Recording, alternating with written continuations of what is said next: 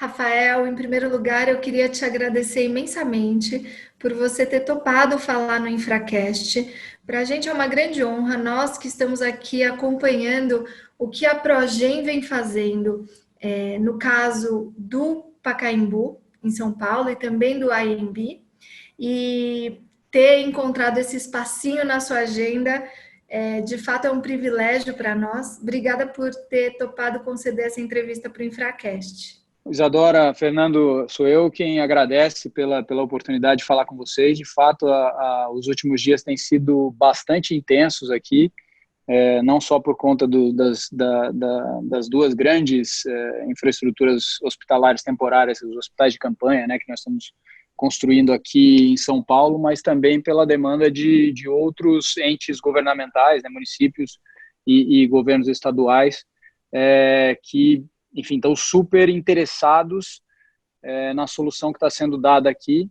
Então, acaba que a gente dorme muito pouco e trabalha bastante, mesmo durante esse período de quarentena, né, que nós todos estamos vivendo aqui, depois da decretação federal de estado de calamidade, enfim, de todas as recomendações médico-sanitárias que estão sendo feitas. Mas o prazer é todo meu.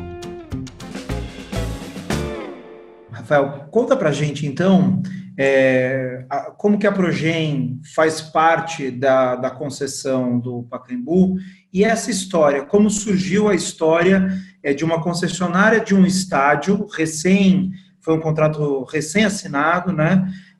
Passar a prestar um serviço tão relevante e assumir esse papel de desenvolver o que o Brasil atualmente mais precisa, que são os hospitais de campanha. Tá, na verdade, tudo nasce mesmo no Pacaembu, né, por conta dessa relação de parceria estabelecida com a Prefeitura de São Paulo. A gente assinou o contrato no dia 16 de setembro do ano passado e iniciou a fase de operação plena, depois do período de operação assistida, operação conjunta com a Prefeitura. A gente iniciou a fase de operação plena no dia 25 de janeiro desse ano, tá? De fato, é um contrato bastante recente, mas é um contrato muito relevante, muito importante em termos midiáticos, porque, enfim, a gente mexe com... O Pacaembu ele tem tantos layers de relevância que qualquer coisa que acontece dentro do complexo, ela vira notícia quase que instantaneamente, porque é um estádio, é um patrimônio histórico, ele tem presença cotidiana, ele é um marco da cidade, um dos principais pontos turísticos lembrado pelos visitantes e pelos paulistanos, enfim. E aí, quando a gente foi confrontado com essa crise, né, de saúde, enfim, uma pandemia global, o que aconteceu foi que a concessionária se prontificou de imediato a ceder o espaço para que fosse implantado um hospital. Você fala, bom, mas isso poderia ter sido feito em qualquer outro espaço, né, inclusive público, né, como é o caso. Mas o Pacaembu ele tem uma localização muito privilegiada, ele é muito central, ele é servido de uma condição de transporte público também muito significativa. A gente tem 3 linhas de metrô, passando com 5 estações de linhas operacionais a menos de 2 quilômetros do complexo. A gente tem um serviço de linhas de ônibus também. A gente está muito próximo ali da região das clínicas, que é um cluster da área de saúde. Então, o complexo ele fica realmente numa posição muito relevante no contexto urbano da cidade de São Paulo. Então, fazia sentido a implantação no estádio, né? E aí, então, a concessionária se prontificou a ceder o espaço e a Progen, que é acionista, né, detém 50% das ações da concessionária, é uma companhia que tem uma expertise muito grande em eventos esportivos, tá? A Progen foi uma das principais contratadas do Comitê Olímpico durante os Jogos Rio 2016. Então, o comitê local ele sempre contrata, né, independente do país, eles contratam sempre o que é conhecido pelo COI como o Delivery Partner, que é o provedor da infraestrutura temporária. Esse é um conceito que foi muito difundido após a Olimpíada de Londres, em 2012, e que você não precisa construir toda a infraestrutura física, porque provavelmente uma cidade só, uma cidade sede, ela não precisa de tantas venues, né, esportivas. Então fazia muito sentido, e Londres foi a que levou esse conceito de estruturas temporárias muito a sério, né, depois da Olimpíada da China, em que pouco tempo depois a infraestrutura estava toda obsoleta e subutilizada. Então Londres foi ao extremo de construir o estádio olímpico nesse formato, né? Então um estádio de 86 mil pessoas que depois foi desmontado. A Progen, então, teve essa experiência muito gratificante e importante nos Jogos Olímpicos aqui do Rio. E depois, ano passado, ela fez 19 venues também em estruturas temporárias para os Jogos Pan-Americanos de Lima, no Peru. Tá? Agora, não seria possível só utilizando a expertise da Progen. Tá? A companhia, de fato, é uma companhia que trabalha basicamente para o setor privado, então ela tem algumas características muito relevantes. Uma delas é a agilidade na mobilização.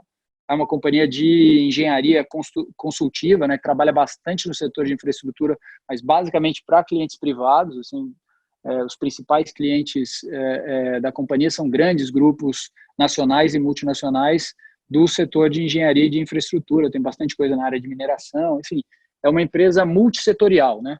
E agora a gente tem lá dentro do Pacaembu, até pela relevância do ativo, a gente tem alguns outros parceiros que foram fundamentais na agilidade da mobilização e na construção em tempo recorde aí desses 2.000 leitos para a utilização de pacientes de baixa complexidade afetados pelo coronavírus.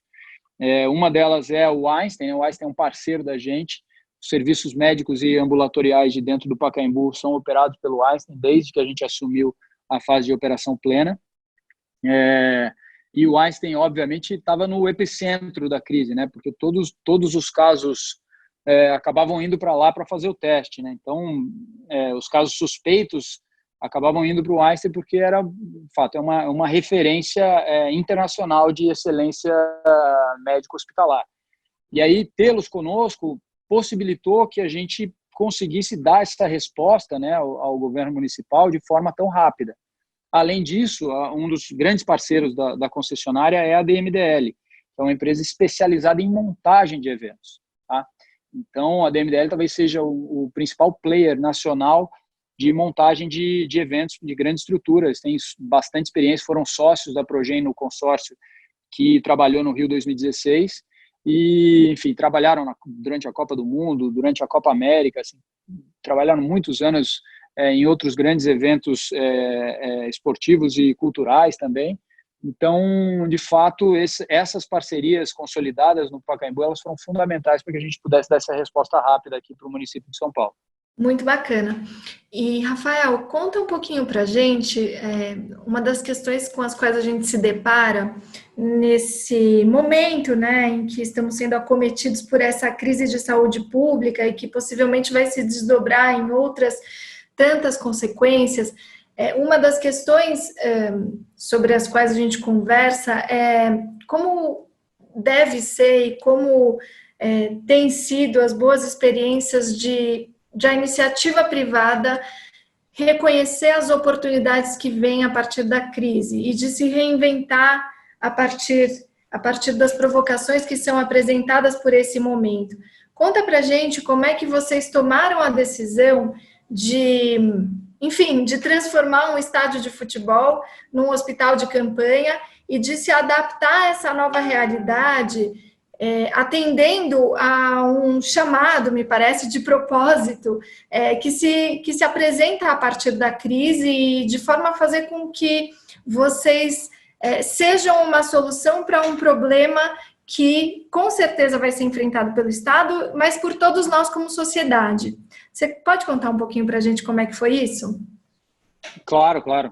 Excelente pergunta. Eu como diretor estatutário da concessionária, a gente estava, até pela minha experiência pregressa, a gente estava trabalhando na próxima estrutura de financiamento, né? A gente fez um empréstimo ponte clássico para financiar parte da outorga que a gente pagou para a prefeitura pelo direito da concessão do Pacaembu, né? Enfim, existia ali uma parcela relevante da outorga que tinha que ser paga previamente à assinatura do contrato.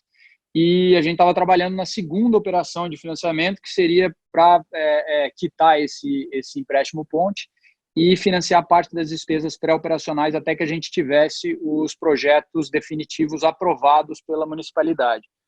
E aí, obviamente, que com a crise e o agravamento da crise, o mercado financeiro, o mercado de capitais, eles fecharam, né? A gente viu aí seguidos problemas graves na Bolsa de Valores, enfim, todos os bancos cortando linhas de crédito, e a resposta no final de semana passado do BNDES anunciando aquele primeiro pacote de medidas de suporte à economia nacional. Então, a gente teve, de fato, que a gente estava muito atento a esse movimento, a gente teve que dar uma resposta muito rápida, né?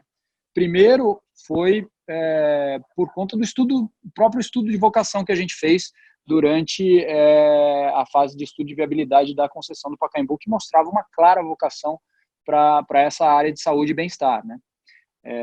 Segundo, por conta da localização, e terceiro, porque o nosso plano de negócios para a concessionária, ele é basicamente um plano que se baseia em eventos, sejam eles esportivos ou culturais, né? A gente tem lá uma edificação nova, tem um ativo imobiliário relevante sendo construído no setor onde hoje fica a Arquibancada Sul, né, conhecido como Tobogã, mas o grosso da receita, mais de 50%, vem de eventos esportivos e, em especial, eventos culturais.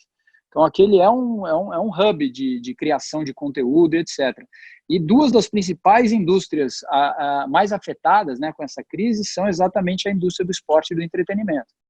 Então, é óbvio que tem problemas com a indústria, enfim, do turismo e de ou do abastecimento, enfim, mas o esporte e o entretenimento simplesmente pararam, né? Até por proibição, quer dizer, não há hoje a possibilidade da utilização do estádio para receber partidas de futebol ou qualquer outro tipo de manifestação cultural, porque a gente está lutando aqui contra a aglomeração de pessoas para barrar a curva, né, de propagação da contaminação pelo vírus.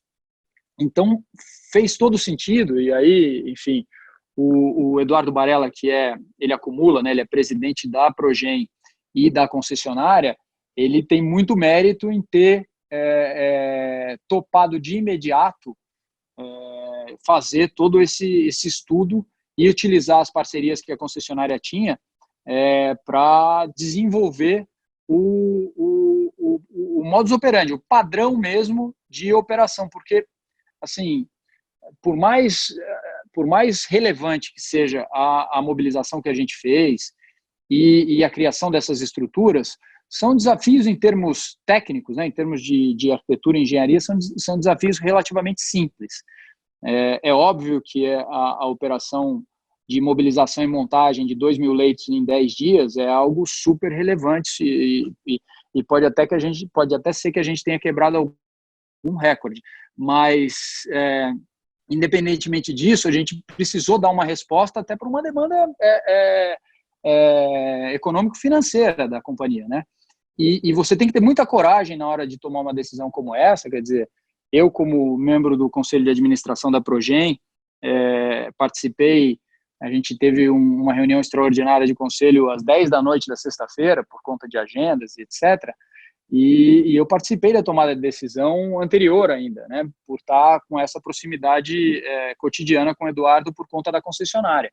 Porque todas as companhias estão no momento de se protegerem, né? Então, assim, hoje o que se vê é os empresários segurando caixa, né, defendendo suas posições, porque, de fato, o acesso a crédito ele é super restrito com essa crise toda, e você precisa ter, de fato, muita coragem e muita agilidade na tomada de decisão para dar uma resposta como essa. E a companhia, então, enxergou isso como uma oportunidade, mais do que isso, como uma forma de fazer diferença nesse cenário tão complexo que é o que a gente está vivendo. Então, foi basicamente isso, quer dizer, a gente percebeu que o Pacaembu, de fato, tinha, por todas essas características já comentadas, a vocação para receber essa estrutura temporária, e acabou que a prefeitura, percebendo a expertise, percebendo que nós temos os parceiros adequados e as condições para a criação em tempo recorde,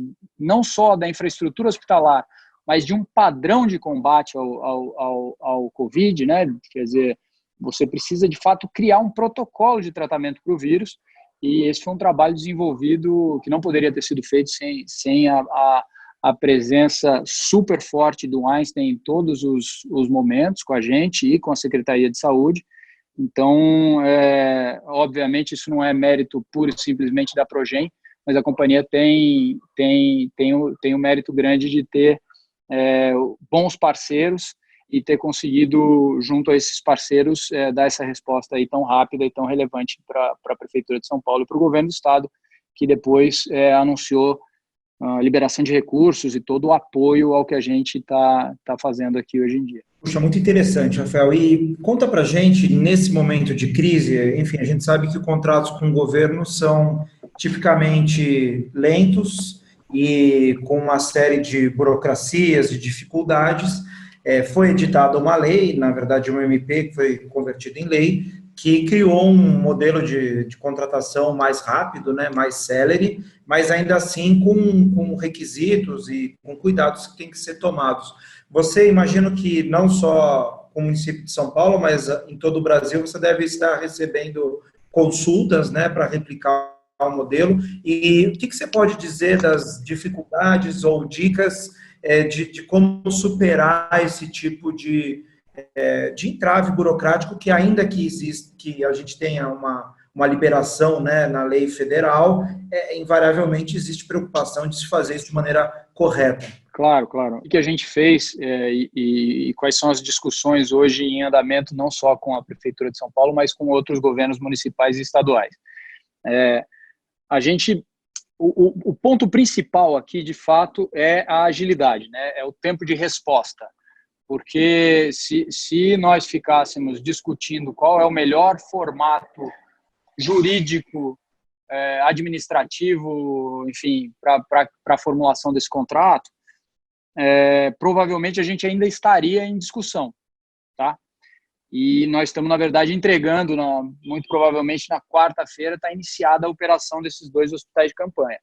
Então, a gente tem que dar muito crédito para o gestor público, né? A gente tem que dar muito crédito aqui para o prefeito Bruno Covas, para o secretário de Justiça, para o Rubens Rizek, para o secretário de Saúde, o Edson Aparecido, enfim, para todo o secretariado de apoio, para o Mauro Ricardo, secretário de Governo, para o próprio governador João Dória, quer dizer, para o governador Helder Barbalho, que nos consultou e que contratou a Progem para a execução de 720 leitos em 4 cidades no estado do Pará. Quer dizer, a agilidade do lado do gestor público num momento de crise como esse, ela é fundamental. E o caminho jurídico, ele é distinto, dependendo da localidade. Então, assim, as possibilidades são basicamente a contratação direta, né, por um contrato emergencial, que de fato tem alguns entraves, porque você vai esbarrar fatalmente na questão do preço de referência, né, e de valores de mercado, né, como é o jargão do setor de infraestrutura, que no caso não existem, porque é impossível ter referência de um hospital de campanha criado para uma doença que existe há 4, 5 meses. Então, você não consegue encontrar nas tabelas municipais ou estaduais, ou eventualmente federais, custos para referenciar uma estrutura como essa que está sendo criada. Até porque todos os processos, os fluxos, são muito complexos e são definidos, inclusive, em parceria com os operadores da infraestrutura. Então, no caso do Pacaembu, a gente já tinha parceria consolidada com o Einstein. O Einstein vai ser o operador, né? A OS do Einstein vai ser a operadora do complexo. E no AMB serão outras 2 organizações sociais de saúde que vão operar a infraestrutura dos 1.800 leitos. No governo do estado do Pará, a Secretaria Estadual da Saúde está desenvolvendo esse formato, mas provavelmente ela assume a responsabilidade pela operação e pode eventualmente terceirizar depois essa operação uma vez consolidada. Mas, basicamente, os outros estados, né, e os outros municípios vão seguir, pelo menos esse é o nosso entendimento, vão seguir a liderança de São Paulo. Então, os gestores aqui da capital e do estado têm, de fato, muito mérito em ter conseguido ser ágeis na formulação desse acordo, tá? A gente tem o segundo caminho, né, que seria alternativa à contratação direta, seria a utilização das organizações sociais de saúde ou de algum ente privado que pudesse contratualmente receber do governo ou do ente público os recursos necessários à implantação dessas estruturas hospitalares temporárias e repassasse esses recursos para a Progem, enfim, ou para o titular desses contratos, que eu imagino que a demanda é tão alta que certamente muitas outras empresas farão também serviços semelhantes, né? A gente tem um caso aqui próximo de São Paulo, em Embu, que foram entregues, acho que 40 leitos ou 50 leitos, também muito rapidamente. Até algumas imagens de Embu foram compartilhadas pelo WhatsApp, aí deu uma viralizada num monte de mensagens que apareceram, todo mundo perguntando para a gente se era de fato o Pacaembu e tal, mas não era, porque a gente ainda estava montando a estrutura da tenda e eles estavam mostrando leitos hospitalares, mas que não seguiam o protocolo que foi definido junto com o Einstein, quer dizer, era um outro tipo, era basicamente uma tenda com leitos hospitalares, mas que ele não tem ali, claramente não há preocupação operacional, e aí tem muitas especificidades. Eu não sou especialista da área de saúde, mas aprendi um pouquinho. Tem dois tipos de leito que foram criados aí nessa crise. Você tem os leitos de isolamento e os leitos de estabilização. Os leitos de estabilização são para casos um pouco mais graves, que precisam de uma atenção maior e que, se evoluírem, aí você precisa ter uma operação rápida de transferência para as UTIs. Então, enfim, você tem um aparato médico diferenciado, não só em termos de equipe, mas também em termos de equipamentos, e isso tem um reflexo direto na infraestrutura que a gente está criando. Então, sem fugir muito da pergunta, eu acho que sim, a gente tem um desafio grande aí da formalização final desses contratos. A gente está tentando contribuir no que é possível, enfim, com os nossos assessores jurídicos.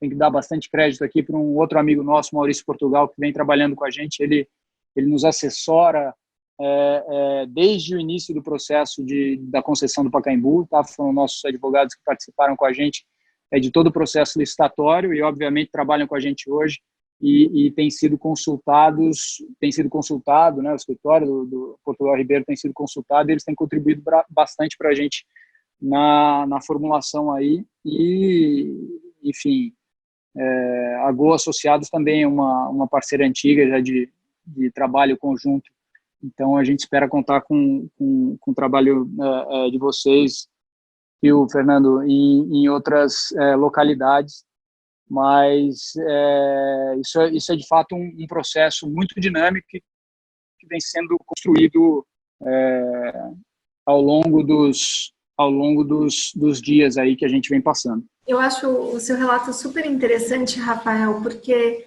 de alguma forma, você consegue aliar essa agilidade que é muito própria da iniciativa privada, num lastro jurídico existente ou que é permitido por esse momento, e contribuir da melhor forma possível, agregando justamente essa agilidade, para uma resposta rápida que precisa ser dada no momento de crise. E eu vejo que você enaltece aí os esforços de todos os seus parceiros, com razão, e o de vocês também, e achei muito generoso que você também coloca brilho para a atuação do gestor que responde rápido a esse momento de crise e as necessidades que se apresentam, e se vale justamente dessa possibilidade de trazer a iniciativa privada, reconhecendo que ela pode agregar essa agilidade, essa celeridade, esse atendimento urgente numa emergência como essa que se apresenta. Se você pudesse nos dizer um pouquinho sobre as lições aprendidas desse caminho e o que você espera que vai acontecer nos próximos tempos, né? Depois enfim, resolvida, por assim dizer, a crise. A gente não sabe exatamente quando que isso vai se dar, mas depois de resolvida a crise, o que fica para os próximos passos, o que fica de lições aprendidas e que mensagem você traria para a iniciativa privada mesmo, baseando nessa reinvenção para esse momento que vocês vivenciaram?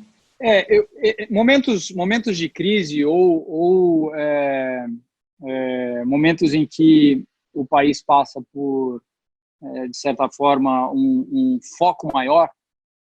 A gente viu algumas, durante aí os dois grandes eventos esportivos globais que aconteceram recentemente no país, a gente viu uma série de questionamentos com relação à Lei 8666, né? Enfim, a gente viu o surgimento do RDC, a gente viu uma série de discussões, enfim, no âmbito das associações do setor privado e em vários fóruns públicos, a gente viu discussões muito relevantes sobre a necessidade da gente modernizar o nosso marco regulatório, né, criar outras formas de mais flexíveis de contratação pública.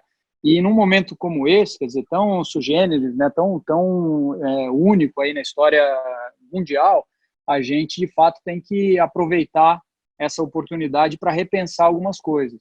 Eu espero que esse ato bastante significativo, que a gente costuma até brincar que é quase um ato de heroísmo que a gente vem fazendo, por estar conseguindo aí combater essa pandemia na linha de frente mesmo, né? A gente tem recebido aí muitas mensagens de apoio, muita gente parabenizando pelo trabalho que está sendo desenvolvido em São Paulo e querendo, de fato, entender, não só juridicamente, mas tecnicamente, quais são as soluções que estão sendo dadas e que estão sendo construídas aqui em conjunto entre a Progem e os seus parceiros. A gente espera que isso, enfim, possa ser usado e que essa experiência possa ser debatida de novo em fóruns apropriados, para que isso acabe deixando assim, um legado nesse sentido, quer dizer, de quais são as formas adequadas para situações onde aqui a gente tem um caso clássico, né, de caso fortuito, força maior, né? Enfim, a Progem é uma empresa privada, né? A gente acaba não tendo, nesse caso, uma relação direta com o fato do príncipe, por não ter uma relação direta com o setor público, mas assim, isso é evidente que a gente está tratando de uma situação onde se enquadra perfeitamente num caso fortuito, força maior, e essa contratação emergencial no formato que a gente tem hoje na legislação brasileira, ela vai encontrar alguns desses entraves que a gente já comentou, em especial com relação a preços de referência, né, e padrões de mercado, que não são aplicáveis em alguns dos casos, né?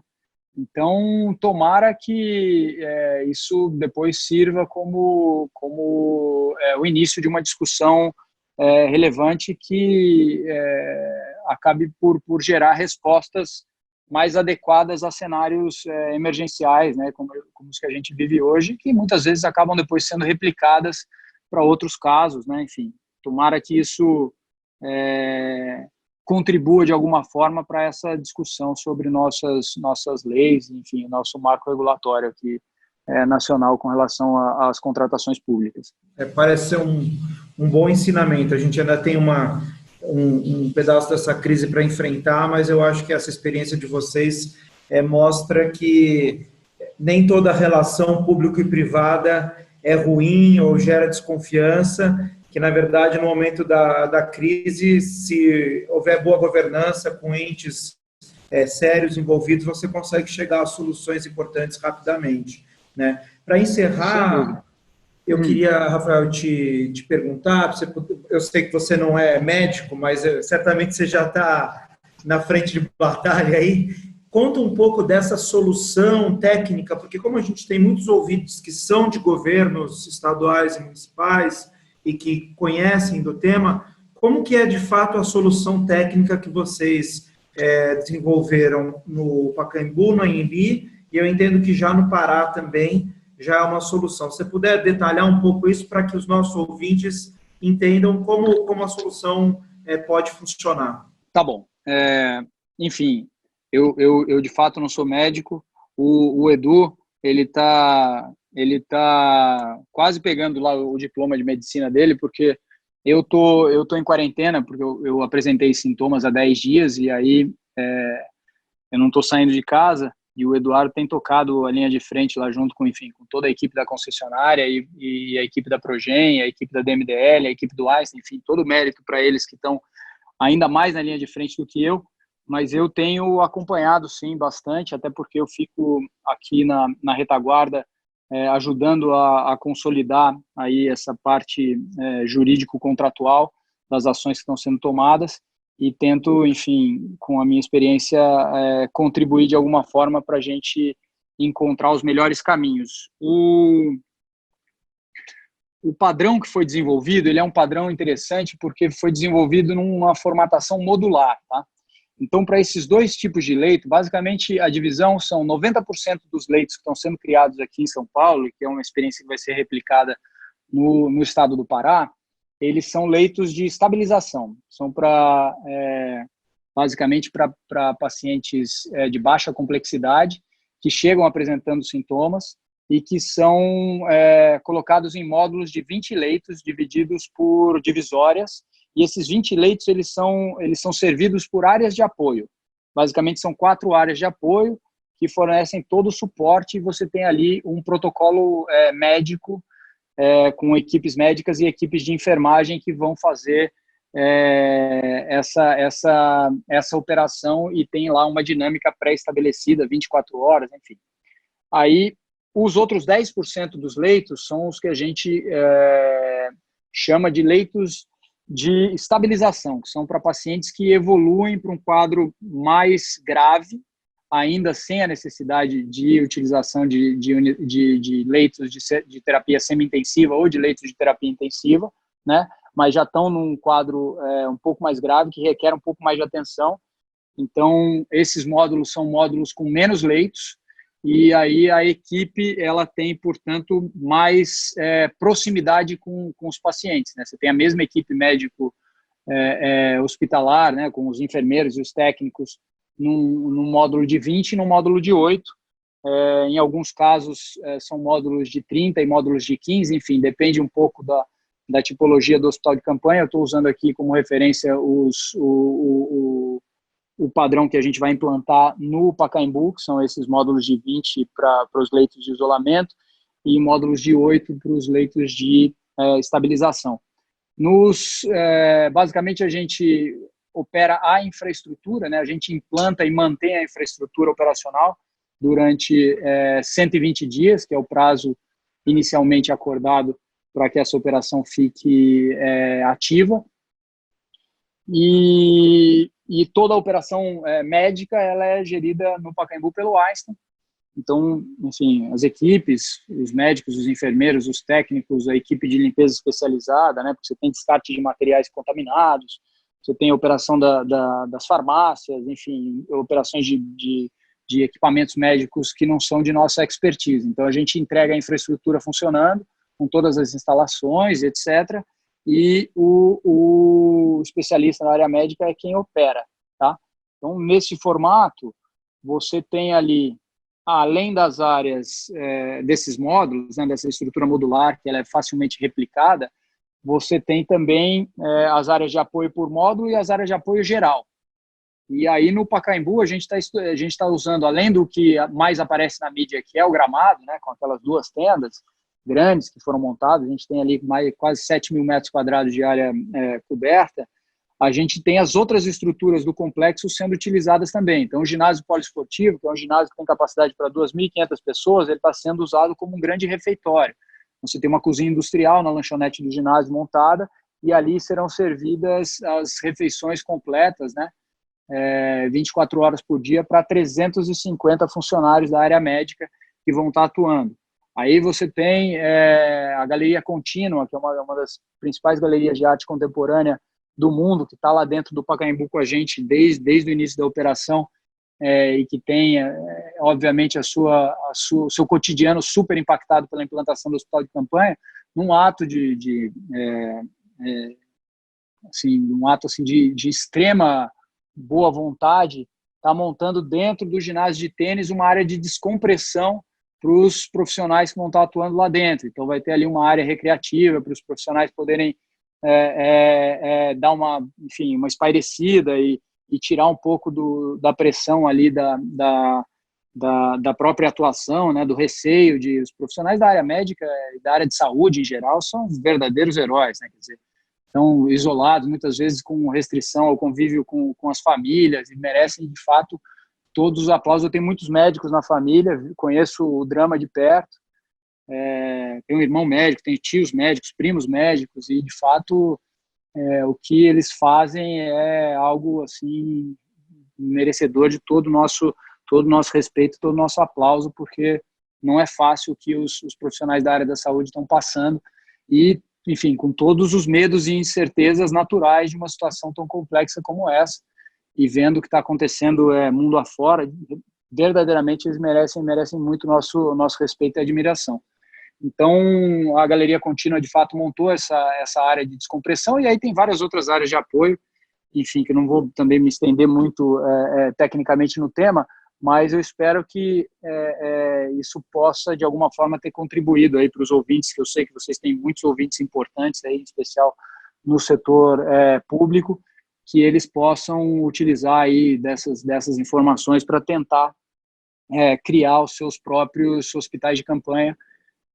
Mas assim, se eu puder dar uma dica, assim, apresentar uma diretriz, é que de fato eles trabalhem com estruturas modulares, tá? Porque é óbvio que isso vai depender muito do operador médico, que vai definir os processos, os fluxos, os padrões operacionais, mas existem obviamente questões ligadas à área de infraestrutura, como a circulação de ar, como manter a asepsia nos ambientes, enfim, mas a área médica mesmo é quem define esse padrão todo. Mas se você conseguir replicar essa estrutura modular, você tem boa chance de obter sucesso na operação e conseguir aí o objetivo principal desses hospitais de campanha, que é aliviar o sistema de atendimento de saúde, em especial os leitos hospitalares de maior complexidade, né, as semi-intensivas e as intensivas, que são as unidades que a gente viu aí com a experiência de outros países que, enfim, uma vez elas sobrecarregadas, né, você satura o sistema de atendimento de saúde público, aí o problema fica muito mais grave. Então, acho que, de novo, a agilidade, a resposta que tanto o setor privado quanto o setor público conseguir imprimir nessa situação vai, de fato, salvar muitas vidas e vai contribuir sobremaneira para que a gente tenha os menores impactos possíveis frente a essa grave crise de saúde pública que a gente está vivendo. Rafael, eu queria te agradecer mais uma vez por essa brilhante entrevista, por ter aberto esse espaço na sua agenda. Queria te parabenizar pelo trabalho, pela resposta rápida, pela reinvenção, pela flexibilidade, pelo olhar para o futuro e por tudo isso que você nos contou aqui. Realmente é muito inspirador e eu tenho certeza que vai ser muito bacana ouvir e contar essa história. Os nossos ouvintes também devem estar se sentindo privilegiados por você ter nos concedido essa entrevista. E muito obrigada, de verdade. Imagina, obrigado vocês pelo espaço. Eu espero que essa entrevista contribua de alguma forma para que mais entes públicos e privados, porque de fato a gente tem sido procurado também por bastante, assim, diversos, né? A gente tem sido procurado bastante por diversos entes privados preocupados em como combater a crise, né? E às vezes, por mais a gente vê, enfim, de bancos a hospitais privados pensando em como é que eles vão, um aspecto super amplo aí da sociedade civil, pensando em como é que eles podem fazer para ajudar no momento desse. Existem muitos parceiros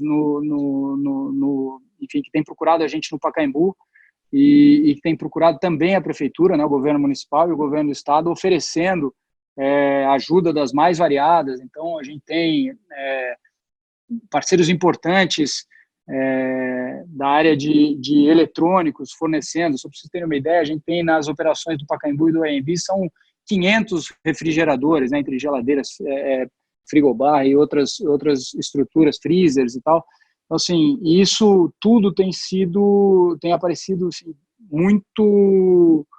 muita gente bem intencionada. Assim. A iniciativa privada, ela às vezes, ela ela quer ajudar, mas não encontra o canal adequado, né? Eu acho que o grande mérito da Progen nessa história toda foi ter conseguido encontrar o canal adequado e utilizar essa concessão que a companhia é acionista para se colocar aí à disposição e conseguir entregar em tempo recorde esses 2.000 leitos para São Paulo, mas de fato a gente tem que agradecer bastante aí todas as manifestações no sentido de doar e de contribuir, seja com, enfim, equipamentos, ou com mão de obra, ou com,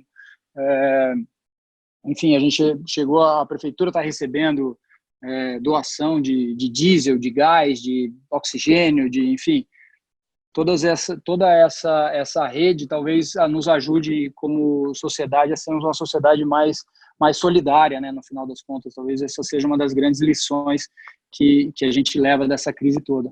E enaltecer também, claro, os demais gestores, né, enfim, os acionistas da Progen, que tem como acionista também o BNDES Par, que está dando todo o suporte, eles têm se colocado, enfim, à disposição para ajudar a gente também. Isso é super importante, quer dizer, a companhia tem um sócio financeiro, né, quer dizer, se é uma investida do BNDES Par, além de um selo de qualidade operacional, é também uma grande responsabilidade, e eu acho que, assim, é louvável a postura dos representantes do BNDES Par lá no conselho da companhia e no dia a dia da empresa enfrentando essa crise, de dar o suporte, né?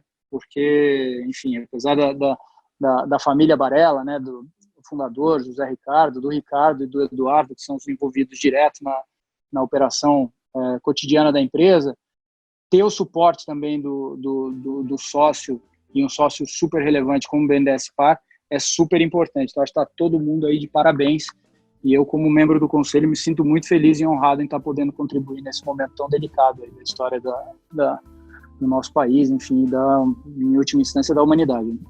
É isso aí. Obrigado mais uma vez pelo espaço. Muito prazer obrigado falar com vocês. Bom trabalho. Valeu, Fernando. Obrigado, Isadora.